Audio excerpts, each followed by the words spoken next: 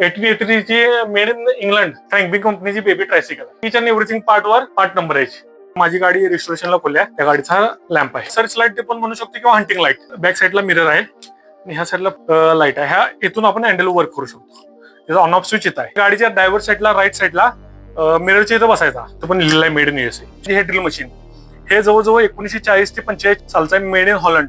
हे aluminium body आहे आणि आजपर्यंत पण वर्किंग कंडिशन आहे. हे पॉकेट फ्रेंडली, म्हणजे माझ्या हातावर मावेल एवढंच फक्त छोटं ड्रिल मशीन आहे. रेल्वेचा लॅम्प आहे, मी थोडा रिस्टोर केलाय घरात ठेवण्यासाठी. हा आत रेल्वेसाठी दिवा लावायचा आणि इकडून इथून लाल फोकस पडायचा. रेल्वे लॅम्प आहे. ग्रीन आणि रेड सिग्नलसाठी काच असायची. ऍक्च्युली क्लास ब्रोकन झालेले आहे. जपानचा स्टो आहे, त्या काळचा ब्रँड न्यू आहे, म्हणजे अजून पण युज केला नाही. हा मी चेन्नई व तमिळनाडून घेतलेला आहे. किती रॉकेल आहे त्यासाठी गेज पण आहे. तो रॉकेल फिलअप करण्यासाठी स्पेशल टोपन आहे. अशी प्रकारची वात येत होती. ही ठेवून वात खराब झालेली आहे.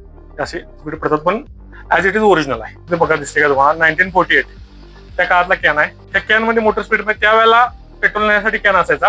आता म्हणजे आपण सगळी लॅपटॉप कॅम्प्युटर कीबोर्ड करतोय, त्यावेळेस हा टाईपरायटर आहे. आज पण चालू वर्किंग कंडिशन मध्ये, म्हणजे 2-3 वर्ष वापरलेला नाही.